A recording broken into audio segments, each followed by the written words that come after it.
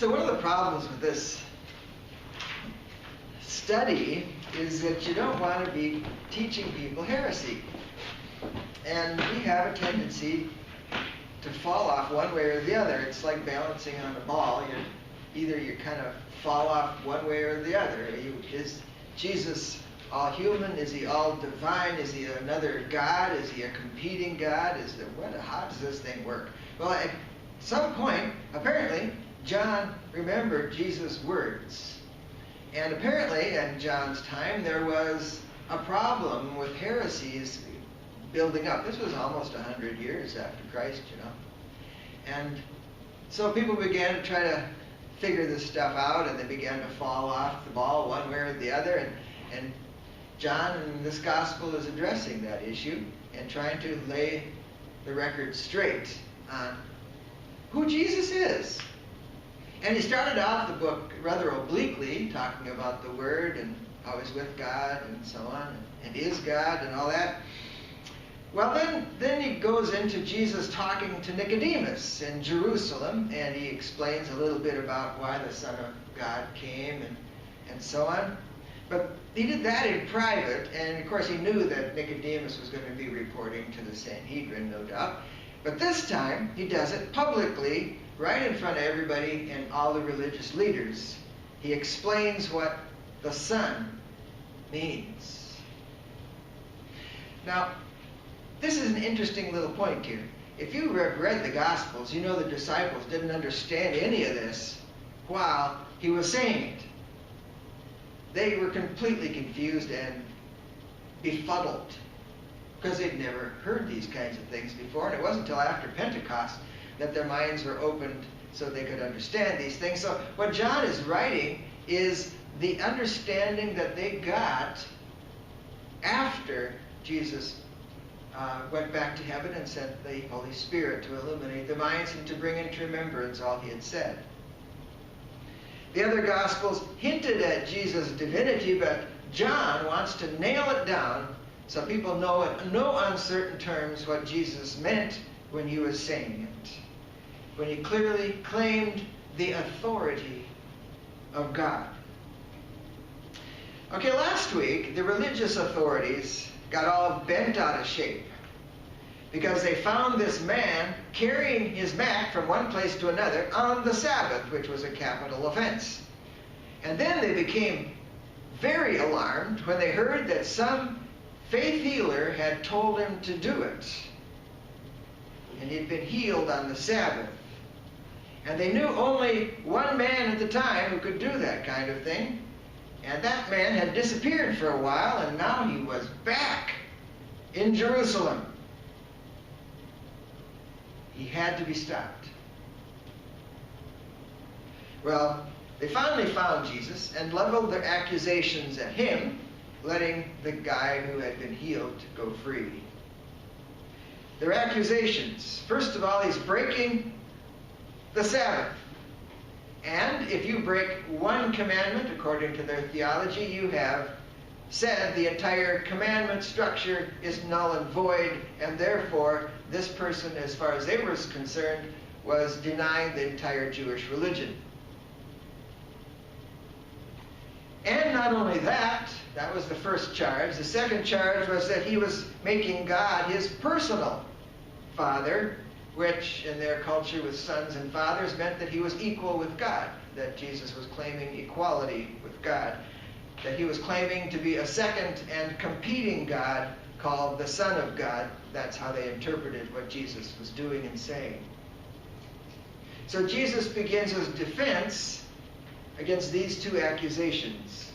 He explains what he means by Son of God. Now, when we're reading this, because it's a logical argument, we have to do pretty much what we did when we were reading Romans, which was the whole first half of the book was a logical argument. And do you remember what we had to do to understand where he was going? We had to look at the connecting words. And we have to do the same thing here. So, what are the connectors in our passage today? Look it up, John 5:16 to 20. See if you can see what the connectors are. Therefore, Therefore is one, yep. But. Mm-hmm. Then you're getting way more than I knew.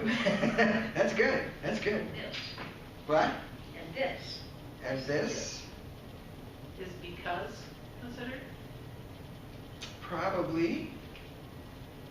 Whatever. I don't know if those are what you're looking for. Let's move to the next slide. These are the ones that I think are the critical ones. The therefore is probably important because that's referring to, therefore he's going to defend himself. Yeah. But here's some ones. Truly, truly. He starts this section saying that, and our version says, I assure you, which kind of watered it down. It made it more difficult to see. King James says, verily, verily. It's actually from the word amen. Amen in the Hebrew and in Arabic, I guess they say amen. It basically means, pay attention. This is true and it's important. 4 times the word for is mentioned. When he says for, it means there's a further explanation or meaning. And again, the Holman kind of might hide some of this. But let's read the passage and see how it works. Therefore, the Jews began persecuting Jesus because he was doing these things on the Sabbath. But Jesus responded to them, my Father is still working and I am working also. This is why the Jews began trying all the more to kill him. Apparently, they've been trying this all along. Not only was he breaking the Sabbath, but he was even calling God his own Father, making himself equal with God. And then Jesus replied, I assure you, the Son is not able to do anything on his own, but only what he sees his Father doing. For whatever the Father does, the Son also does these things in the same way. For the Father loves the Son and shows him everything he is doing, and he will show him greater works than these, so that you will be amazed. So you see the truly, truly, and the 2 fours that we're going to be looking at today. Last week we covered that first accusation that Jesus was working on the Sabbath. And he said, I'm working just like my Father. My Father's sustaining the universe, and so am I, by healing this man and healing others. Apparently he had kind of a habit of choosing the Sabbath to heal people, to make people well on God's day. So in verse 19, Jesus begins his defense of that second accusation, blasphemy, claiming to be equal with God. To understand this first 4, we need to remember Jesus' childhood. Here's a question for you. How did Jesus learn to be a carpenter? Probably from working with Joseph. Yeah, it's a simple answer. He was learning from his father. That's right. And if the father didn't have a skill that the son, in this case it would be the son, that the son didn't have, the father would send him to an apprentice to learn, and that many times the apprentice then would take the boy on as almost his own son, and they would develop that kind of father-son relationship as an apprentice and a master. You can kind of see this in some of the movies having to do with apprentices and masters, like Star Wars. Those, I don't know if you ever watched that, but that was a similar kind of feeling that you got there. They cared so much about their apprentice. So Jesus is referring to this familiar practice. He finds that he cannot do things his own way. In America, we value innovation, and we try to teach kids to invent new ways to do things, but that isn't the way it is in much of the world, and certainly wasn't the way it was done. In Jesus' day, you did things in the proper way, which is the way that was handed down from generation to generation. Once it was proper, that's the way you do it. And that's what Jesus is doing. He's doing things in the same way as his Father does it, as his Father shows him. And apparently, it's in the present tense, so Jesus was copying his Father still as an apprentice, watching what his Father was doing. We don't know really, he was doing it through Jesus, but it's a kind of an amazing thing. The religious leaders had a very simple understanding of the one God, very monolithic much like the Muslims. They have the one God, and they can't wrap their minds around there being the Son of God. And here's the same problem with these Jewish leaders. They didn't understand what Jesus was talking about. So in verse 19, Jesus explains the difference between the Father and himself. And in explaining this thing, we're getting a glimpse into the very nature of God. It's like he's opening the door to heaven, and we can see a little bit of how the Trinity works. So he's defending himself against blasphemy. He's not claiming equality as the religious leaders would have understood it. He is not the same as the Father, nor is he another competing God. The Son is equal in nature, but subordinate in what he does. Equal with God in nature, but not in what he does. He's subordinate. He perfectly reflects God's action. He's not equal to the Father in doing. He can only do what he sees his Father doing. Now, Jesus is not incapable of rebellion. He can do what he wants if he wanted to and rebel against the Father, do some innovation that the Father wasn't doing. But he consistently and constantly decides to copy the Father. The Old Testament refers to him as the arm of the Lord. And your arm doesn't go off doing its own thing unless you got something wrong in your brain. It does what the mind tells it to do, and that's the way Jesus saw himself. But he had to decide to do that. Now, there's at least 2 times in the Bible that we see that Jesus is tempted to go off on his own. When were those 2 times? Give up. Okay. At the crucifixion? Yeah, Wasn't that it was just before that. what? The Garden of Gethsemane. Yeah. Yeah. He didn't want to go to the cross. His flesh knew how that would feel. And so he had to fight his will. And he decided to continue, as he always had, being the arm of the Lord and going through with it. What was the other one? It was way at the beginning. Well, in the wilderness? Yeah, I think it's the temptation in the wilderness, yeah. And the devil tried to get him to be innovative and to do it his own way. And he consistently, constantly decided to remain the arm of the Lord, doing just what God wanted him to do, what his Father wanted him to do. Even though he knew it would result in terrible suffering. There's quite a lesson for us there, I think. You're going to do something that you know is the Lord's will, even though it requires terrible suffering. Why does Jesus do exactly what he sees his Father doing? Why does he do that? We've already established that he wanted to do it properly, but certainly there's more motivation for him. Just, I don't know, put yourself in his shoes, and why would he do that?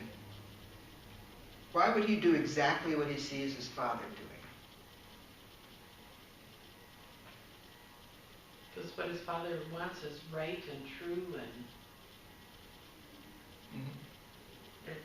anything else would be kind of dumb. Okay, yeah. Well, see, this is where I have a hard time figuring that out. Yeah. Jesus is God incarnate. Yeah. Okay, so if he's God in the flesh, how could he not do it? Yeah. Even though maybe he might be tempted, he still can't do it. He just can't. So he's doing it because it's right and true and because he can't do anything else. So God doesn't have the power to do what he wants to do. Of course. You mean Jesus or the Yeah. Father? Yeah, Jesus. Yeah, my understanding of Yeah, that is, sure. I don't understand. And Exactly. that's okay, I don't understand, but that's okay. Yeah, me too. I have some ideas. Jesus once said that the flesh counts for nothing. You remember that scripture? He knew that the flesh has no power in it. And so it's like he's saying, I'm not doing this. This is no power in my flesh. It's the Father working through him that does it. And if he decides not to do what the Father wants to do, he's not going to have any power at all because he doesn't have any of his own. That would be a major motivation, wouldn't it?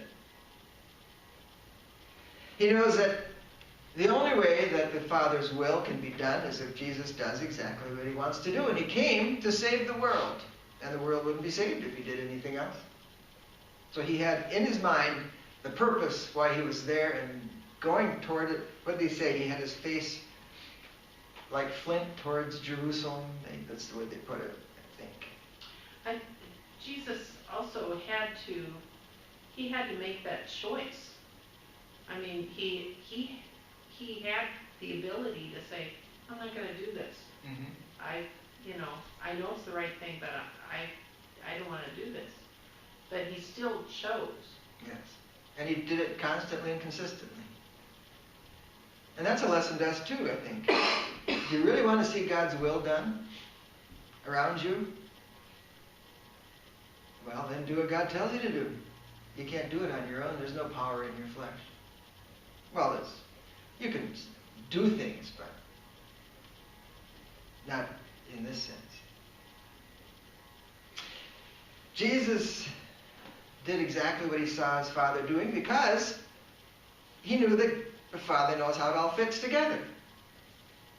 We just see this tiny little bit of it, and you just have faith, and you know that God knows the whole picture, and what you have is this small little bit. It's like working for a boss. You have no idea why the corporation is asking you to do something. It looks really stupid.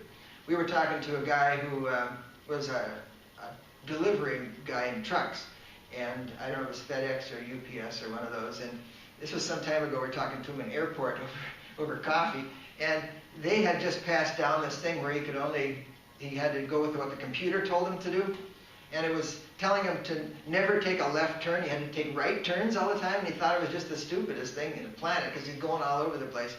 But if you look at the whole statistics, left turns take way more time than turning right all the time. And so they'd go in these big circuitous, how do you say that word? Circuitous. There it is, circuitous. Paths in order to save time. And it's just so counterintuitive. Well, that's kind of, when you're going to follow the Lord's will, sometimes it seems very counterintuitive like that. But it does work. And so, for God's will to be done, Jesus knew that he had to decide to align himself with what he knew God's will was. And the same with us. If we want to see God working in our lives and through us, we have to align ourselves with what we see him doing. What we know he's doing. So, what have we learned now, so far, from John about the nature of God? Jesus has the nature of God, and he has the authority of God, but he is subordinate to the Father in what he does. So there's no difference in the working of God, you see. So Jesus is God, but he's not the Father. John 1:1-4 says something about this. In the beginning was the Word. Now, we've read this before, and now we kind of understand what he's saying here. In the beginning was the Word, and the Word was with God, and the Word was God. He was with God in the beginning. All things were created through him, and apart from him was not one thing created that has been created. And now we understand that. He is the arm of the Lord. He is doing the will of God, and that's how creation happened, through him. And as a human, he was doing the same thing. It's very interesting, isn't it? Now, what is it that binds Jesus and his Father together as God? What does the Bible tell us binds them together? God is Love. exactly. So look at the second four. For the Father loves the Son and shows him everything he's doing. Love. It's been so I don't know, made sappy, but it's incredibly important and powerful. It's the binding force within God. It's the binding force of children with their parents. And with siblings, even though we might really dislike each other, even hate each other, when it comes down to push and shove, we love each other. And it's a powerful thing that overcomes so much, even when we are annoyed with each other. Think of a child's reaction. Now, you got this little boy or little girl, and mom says, "Let's learn how to bake a cake today." How would the child feel? Special. Special. This is going to be fun. And why? They get to play with mom. I don't know what it is about kids. They just love it when mom or dad pays special attention to them and does something special with them. Even my cat's like that. When I get, we're all like doing our own things, me and the cat, right, during the day. If I lay down on the floor to do my stretches, he's just down there on the floor, just loving the fact that I'm down there on the floor with him. And he's rubbing all over, and he's walking around. He lays next to me, and it's just, there's just something about that when dad pays attention to you or mom pays attention to you. And so, what does the child do while mom is teaching, I'm going to say him so we can be kind of equal, right? Teaching him how to make a cake, because my mom taught me how to make a cake. So, what does a child do? He cooperates, or she cooperates, and she's nice. And she's nice. That's right. Yeah. And the child tries desperately to copy what mom is doing. And mom kind of keeps hands off and instructs. And like one of the pictures you saw, the hands, the potter's hands, when there was a child's hands underneath it, it's that same kind of thing. So that the child is doing just what the parent is doing. The same thing. And it's so much fun. And why do you do that? Because you want the cake to turn out. And you sense your mom's love. And you enjoy doing things with her, and you want to please her. And it's the same thing Jesus was doing. It's the very thing that's going on within God. Even best friends, it's the same thing going on between best friends. Now it's interesting, John uses the word agape, which we've learned is giving love, and phileo, which we learned was brotherly love, and he uses them kind of interchangeably, which is very interesting to me. That there's this both giving love and brotherly love within God. And it's so hard to wrap your head around that. But there it is. The Bible has an analogy he uses for Jesus and us, his church. What is that analogy? Church is the bride. Yeah, marriage. Marriage, feast of the Lamb, he talks about. And so the love binds us together. It binds us as a church together. One of the big surprises that happened to me, I had no idea until I had to have that 3-month leave of absence, that I would fall in love with you all. I was just thinking totally, nobody told me that in seminary, that that's what would happen. But it binds us together, you see. And that same binding of us is binding us to Jesus and binding us all to the Father. It's that same thing going on in all these relationships. So Jesus, in what he does, is revealing the nature of the Father, is revealing what God is like. So let's have some application now. Let's bring it right down to us. Would you say, now this is a rhetorical question, you have to answer it yourself. Would you say you love God? And I imagine we'd all say yes. Well, 1 John tells us something.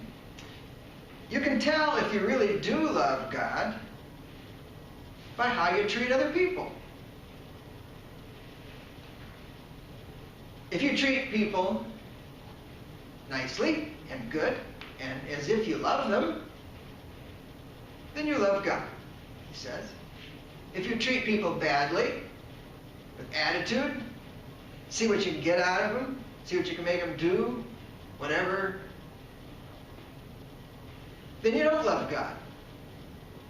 It depends on how you treat other people. And I don't like that. I don't like that at all. I don't want that to be a criteria, because sometimes I want to be mad at people. But that's what he says. The same author says in 1 John 4:7-12, "Beloved, let us love one another, for love is from God, and whoever loves has been born of God and knows God. Anyone who does not love God does not know God." No, anyone who does not love does not know God, because God is love. In this, the love of God was made manifest among us, that God sent his only Son into the world so that we might live through him. In this is love, not that we loved God, but that he loved us and sent his Son to be the propitiation for our sins. Beloved, if God so loved us, we also ought to love one another. No one has ever seen God, but if we love one another, God abides in us, and his love is perfected in us. You see how this is working? Love is perfected in us, and you can see it by how you treat people. The love binding within God, the Son, and the Father. And of course, John doesn't just mean hearts and flowers like this thing has been watered down, this word love.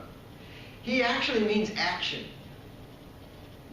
Doing loving things with other people, to other people, acting in love towards other people.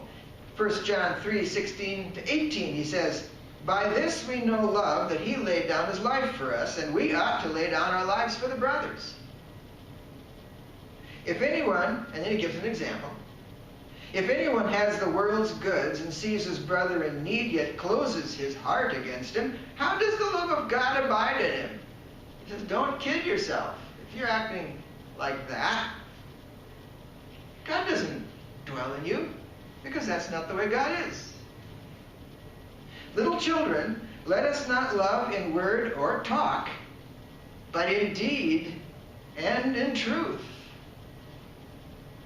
So love, it's not only feeling, although it is that, but it's not only that. Love is doing.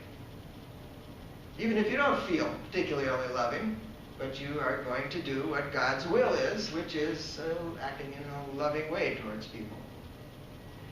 And you watch what he's doing. Now this is very interesting. There was a whole book written on this, about watch what God is doing and then get on board.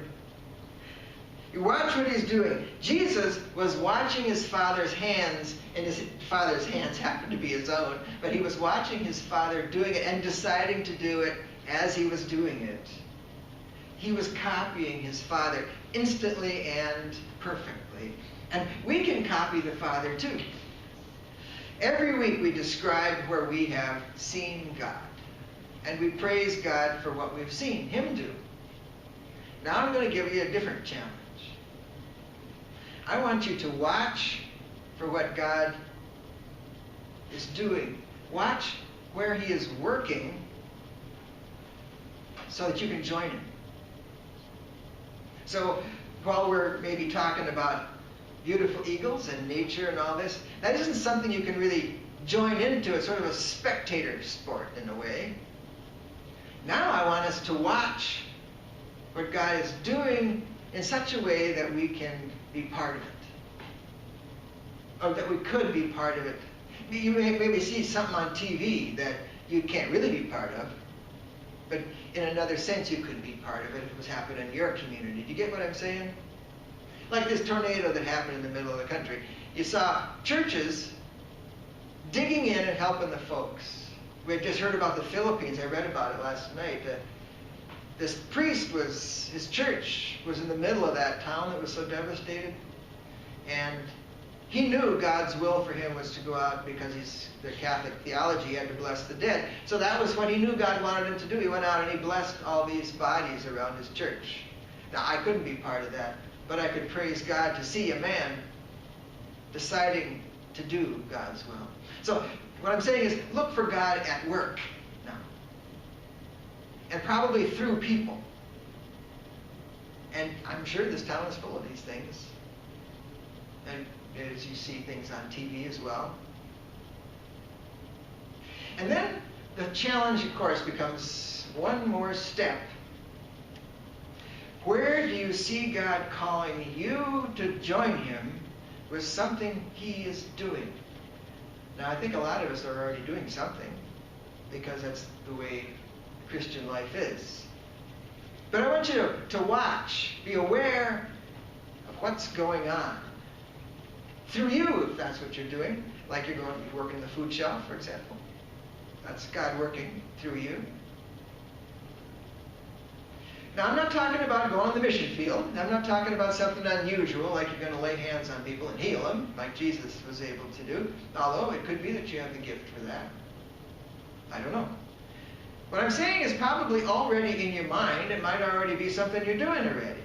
But I just want you to watch and be aware. Prepare yourself to be amazed. As Jesus said in His last statement in this text, you will be amazed to see what God does. Watch for it. And then tell us what you see.